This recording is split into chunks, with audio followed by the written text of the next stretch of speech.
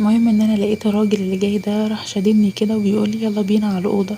لقيت جوزي فجأة راح قايم وشده كده من دراعه وقال له انتوا رايحين فين؟ انا اسمي ولاء وعندي 32 سنة. انا متجوزة من 6 سنين. جوزي اسمه حسين وبيشتغل موظف في شركة كده من الشركات. وطول ال6 سنين اللي احنا متجوزين فيهم دول جربنا ان احنا يعني نشوف او نحاول في موضوع الخلفة ده، لكن للأسف الموضوع ده ما كانش بينجح معانا خالص.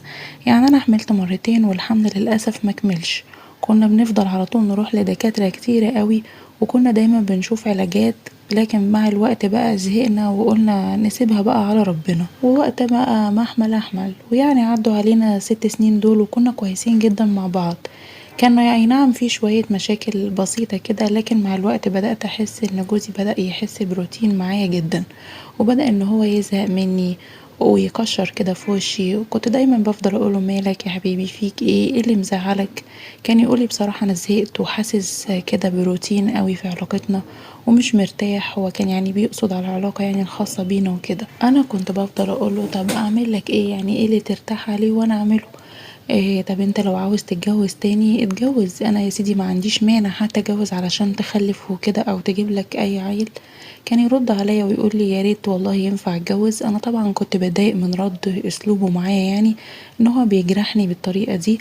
حتى يعني بيني وما بينكم كنت خلاص يعني ناويه ان انا انفصل عنه واسيبه، بس لقيته بيقول لي مش عارف ايه، لا انا مخبيش عليكي انا نفسي اتجوز، بس يعني الظروف مش تسمح، وانا لو كان معايا فلوس كنت اتجوزت وظروفي الماديه ما تسمحش وكلام من ده. وبيقول انا بصراحه زهقت ومش عارف اعمل ايه، وانتي كمان اكيد زهقتي مني. قلت له لا، ايه اللي انت بتقوله ده؟ انا ما بزهقش منك خالص، ما بزهقش منك يا حبيبي، ده انا بحبك ومش عارف ايه وكلام من ده. وقلت له بصراحه انت كلامك غريب قوي، يعني انت ازاي تقولي كده في وشي؟ ليه ما تراعيش مشاعري؟ قال لي خلاص خلاص وسكت. مع الوقت بقى بقيت احاول ان انا اغير من نفسي، اغير من شكلي علشان يعني اعجبه وكده. كنت بحاول ان انا اغير كل شوية لون شعري او اغير الستايل بتاعي، اعمل قصة واغير شكلها واجيب شوية حاجات حلوة كده، والبس هدوم جديدة او اغير يعني في نظام البيت وكده، اغير مكان اوضة النوم وكده، اعمل سهرة حلوة قعدة حلوة علشان يعني اخليه ما يحسش باي روتين. لكن هو ما كانش بيحسسني ان هو مبسوط خالص، دايما على طول مبوس في وشي ويقول لي انا زهقت، ده احنا وشنا في وش بعض بقالنا اهو 6 سنين، انا لازم احس بالتغيير، لازم التغيير ده يحصل مش عارف ايه. قلت له طب ماشي، ما انا كمان يعني عايزني اغير ايه؟ اغير ايه اكتر من كده؟ انا غيرت لك كل حاجه، ده انا حتى جددت الاوضه وكده، اعمل ايه يعني؟ لقيته فكر كده وسكت شويه وما ردش عليا، وبيقول لي طيب سيبيني بس كده لوحدي. كنت بقى بسيبه لوحده بقى كل يوم على الحال ده، ما كنتش باجي ناحيته. وما بقاش يعني موضوع العلاقة ده بيحصل بين غير يعني مرة في الشهر وكده، او حتى مرتين بالكتير يعني. وكنت دايما بحس ان الموضوع ده مش فارق معاه تماما. ما بقيتش انا في دماغه، على الرغم ان انا بهتم بشكلي وبجيب بقى لبس كتير والبسه واجيب يعني حاجات جديدة من اللي هي اشكال والوان واعمل حركات جميلة، لكن كنت مهما اعمل برضو الاقيه مفيش فايدة منه خالص. كنت بحس ان هو زهقان على طول، وكان بيقولي فعلا ان هو دايما زهقان. المهم كده لقيته بيقولي ايه رأيك ما نجدد في العلاقة بتاعتنا يعني وكده. قلت له ماشي، ايه اللي انت عايزني يعني اعمله هعملهولك. قال لي انتي مش شايفة نفسك ولا ايه؟ ما انتي مبقيتيش تسألي فيا ولا بتهتمي فيا خالص. قلت له لا طبعا، انا بس اللي لاقياك مش مهتم بيا ولاقياك على طول بترفضني، ده انا مقيدلك صوابي العشرة شمع. قال لي معلش يعني عشان انا مبجيش جنبك وكده، علشان انا دايما بحس بروتين وملل، ولازم يا حبيبتي عشان الزهق ده يروح نعمل حاجات حلوة وجديدة. قلت له طيب امورني، انت عايز اعمل ايه وانا اعملهولك؟ قال لي بصي في حاجة كده نفسي فيها ونفسي اعملها، وهعملك اللي انت عايزاه لو انت وافقتي. قلت له ماشي، ايه هي الحاجة دي؟ قال لي بجد يعني لو قلتلك على اي حاجة تعمليها وهتوافقي عليها؟ قلت له اه طبعا يا حبيبي موافقة، موافقة يعني علشان ارجع لك ونعمل كل حاجة حلوة مع بعض. راح قايل لي طيب تعالي اقعدي جنبي، وقعدت جنبه وراح ممسكني تليفونه ودخل كده على موقع يعني من المواقع اللي انتوا فاهمينها يعني اللي مش كويسة، وفتح فيلم علشان نتفرج عليه. الفيلم ده اللي يعني استغفر الله العظيم اللي بيبقى فيه كده رجالة وستات مع بعض كده. وقلت له ايه ده؟ هو ده تجديد يا حبيبي؟ خلاص مفيش مشكلة. لو بالنسبة لك هو ده التجديد خلاص انا ما عنديش مانع، مع ان يعني ان انا ما بحبش الافلام اللي زي دي وكده، بس قلت ماشي مفيش مشكلة علشان خاطرك هتفرج. لقيته بيقولي طيب اتفرجي كده وانتي ساكتة وركزي علشان هقولك يعني بعد الفيلم ده ما يخلص احنا عايزين نعمل ايه. لما كنت انا بقى بتفرج على الفيلم حسيت يعني ان هو شدني قوي وحسيت بسخونية شديدة. قلت يعني هو اكيد هيعمل حاجة يعني هتحصل ما بيننا بعد كده. المهم خلص الفيلم وقال لي انتي ايه رأيك عجبك الفيلم؟ قلت له اه هو حلو بس هو كان غريب يعني شوية. وقلت له على فكرة نظام الفيلم ده غريب قوي، يعني متجوزين وكل واحد بياخد التاني وبياخد مراته وبيعملوا اكيد يعني انتوا فاهمين. قال لي ايوه ما هو ده اللي انا قصدي عليه. قلت له يعني ايه قصدك ايه بالظبط؟ وبعدين يعني الحاجات دي تمثيل، والناس دي احنا عمرنا ما بنعيش مثلا عيشتهم في الدول دي، وتقريبا يعني الحاجات دي ما بتحصلش على ارض الواقع خالص، ومفيش ناس عاديين وناس كويسين يرضوا بكده. لقيته كده راح ضحك في وشي وقال لي ايه اللي انتي بتقوليه ده؟ ومين قالك ان هي ما بتحصلش على ارض الواقع وكده؟ قلت له ازاي يعني؟ قال لي بصي ملكيش دعوة، انا بس قريت عن الموضوع ده على النت وعارف انه بيحصل كتير وشفت ناس كتير على النظام ده وعاملين يعني جروبات على الموضوع ده وبيتعرفوا على بعض يعني عن طريق الجروبات وكده وبيتفقوا وبيتقابلوا وبيعملوا كده. وبصراحة يعني لما قريت عن الموضوع ده وفكرت فيه حسيت ان هو هيكون ممتع جدا. قوليلي بقى يا حبيبتي ايه رأيك في الموضوع ده؟ قلت له انت شكلك اتجننت، انت ترضى يعني ان انت تشوفني مع حد غيرك في وضع زي ده؟ قال لي يا ستي ايه المشكلة عادي ايه المانع يعني؟ قلت له ده انا ما اقدرش وما استحملش ان انا اشوفك مع واحدة بالشكل ده قدامي، يبقى انت ترضاها ليا؟ لقيته راح متعصب عليا وقال لي بقولك ايه هو ده اللي عندي وهو ده اللي انا عايزه، لو انتي مش عايزة كده يبقى خلاص بقى ما تورينيش وشك ولا ليكي علاقة بيا، ولو عاوزاني ابقى كويس معاكي وما حاسسكيش ان انا زهقان منك يبقى تعملي اللي انا اقولك عليه. قلت له خلاص يا حبيبي نجرب ونشوف. اضطريت طبعا غصب عني ان انا اوافق مع اني طبعا ما كنتش مقتنعة تماما بالموضوع ده، بس يعني علشان يفضل معايا وعلشان ما خربش على حياتي، وحاول يقنعني اكتر من مرة وقال لي بعد ما يحصل الموضوع ده هنرجع يعني في علاقتنا زي الاول وهي مرة ومش هتتكرر. وقال لي علشان خاطري يا حبيبتي وافقي وقعد يعني يتحايل عليا. اضطريت ان انا اوافق. قال لي بصي بقى انا يعني هفتح كده صفحة على النت علشان الموضوع ده يعني، ولو شفت حد يعني جه على الصفحة ووافق هقولك. المهم يعني قال لي روحي يلا اعملي لنا كوبايه شاي وتعالي يلا اقعدي جنبي علشان نعمل الصفحه. المهم عملت كوبايتين الشاي ورحت قعدت جنبه وعمل الصفحه قدامي.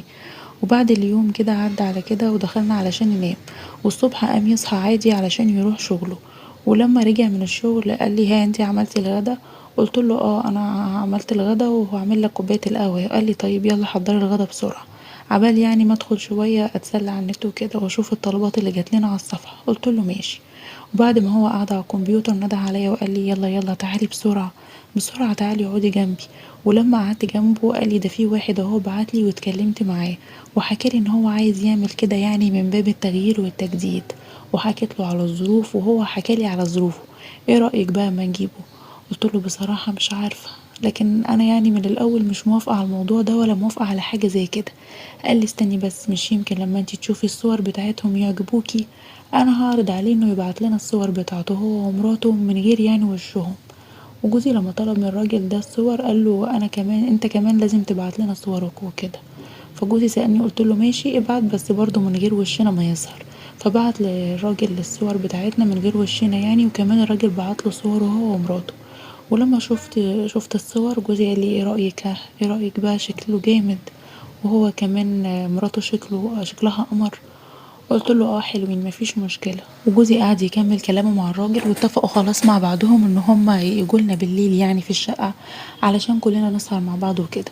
ولما جم اليوم اللي اتفقوا عليه قال لي يلا خشي بقى ظبطي نفسك وخلي نفسك كده يعني شكلك حلو وخليكي موزة علشان يعني القعدة تبقى كويسة. وبعدين جم ولما دخلنا طبعا انا بقيت مستغربة يعني معقولة طلع ناس يعني ليهم في الكلام ده، وناس بيجوا على النت بسبب الموضوع ده وبيجوا كده عادي ما بيخافوش يعني ولا عندهم دين مثلا ولا حتى بيستحوا. قعدنا مع بعض عادي نتكلم ونتعرف على بعض وقعدنا نهزر ونضحك وناكل. والراجل جه بقى قعد جنبي وجوزي راح قعد جنب مراته من غير اي بقى مقدمات، كنت حاسه طبعا ان هم متحمسين قوي للموضوع ده، وان هم عندهم جراءه يعني، والجراءه بتاعتهم هم اجرأ مننا. انا كنت حاسه بالغيره يعني لما جوزي كان قاعد جنب الست اللي كانت قاعده جنبه. كنت حاسه يعني ان جوزي برضو عينه هتطلع على الراجل وهو قاعد جنبي، بس كنت بقول لنفسي يلا مش هو اللي عايز كده، هو اختار اللي احنا نعمل كده وخلاص. المهم جوزي قال لي يلا بقى معاه يعني، وهو دخل هو والست وحصل بقى اللي حصل. انا لما جوزي قال لي كده كنت يعني ساعتها بصله باستغراب يعني، انا قصدي معقول انت توافق ان انا اكون مع حد غيرك؟ لما كنت رايحه على الاوضه وانا بقى حاسه ان انا مش مصدقه نفسي، بس فعلا دخلت انا والراجل الاوضه، وجوزي ومراته دخلوا الاوضه وحصل بقى اللي حصل. وقعدنا جوه الأوضة فترة يعني، وأنا لما كنت جوه في الأوضة مع الراجل سمعت صوت جوزي والست اللي كانت معايا، ولقيتهم ان هم خلصوا قبلينا يعني، وبعد كده احنا طلعنا وعدى الوقت على كده وخلاص الموضوع خلص. وبعدين مشيوا وعدى كام يوم على كده. وبعدين بقى تاني يوم لقيت جوزي بيكرر نفس الحكاية وعاوز يكرر نفس الموضوع. قالي ده في اتنين انا اتفقت معاهم على النت وعايزين يجوا. قلت له ليه كده يا حبيبي؟ مش احنا اتفقنا ان هي مرة واحدة بس وحصلت بقى قفل على الموضوع ده؟ قال لي لا، احنا لازم نعرف ناس تانيين يعني من باب التغيير والتجديد. وقال لي ده دول اصلا شكلهم اجمل بكتير من اللي كانوا معانا، انا عايز يعني نجرب معاهم، ولو ما عجبونيش يا ستي مش مشكلة، ونبقى ما نتفقش معاهم تاني. قعدت اقول له حرام عليكي اللي بيحصل ده ما ينفعش، كفايه بقى اللي احنا بنعمله ده ما ينفعش كده. قال لي لا بقول لك ايه، اهو ده اللي عاجبني بقى، واللي بيحصل ده عاجبني، ولو عايزانا نفضل مع بعض يحصل على طول. قلت له طيب انا الراجل ده مش عاجبني، ومش عاجبني النظام ده معاك، ولا عاجبني العيش. قال لي بقى وانت هيفرق معاكي ايه شكله؟ هو انت بتيجي تنقي؟ ما انتي خلاص انتي بتعملي الموضوع ده عشان تريحيني انا مش تريحي نفسك. قلت له لا بصراحه انا من حقي ان انا انقي. لقيته راح رادد عليا وقال لي من حقك انك تنقي؟ لا يا شيخه بقى ده الموضوع طلع عاجبك، ما انت كنتي رافضه في الاول خالص. قلت له لا خلاص الموضوع بقى عاجبني قوي، وبصراحه بقى انا لازم اختار مين اللي هيجي معايا يعني، ومين اللي هرضى بيه. قال لي لا بس مراته بقى شكلها حلو وعجباني. قلت له برضه انا ماليش دعوه، انا لازم الراجل يكون عاجبني الاول. طبعا انا كنت بحاول ان انا اعمل الكلام ده قدامه علشان يعني اخليه يحس على دمه ويحس بالغيره، لكن برضه لقيته مصمم على الوضع ده.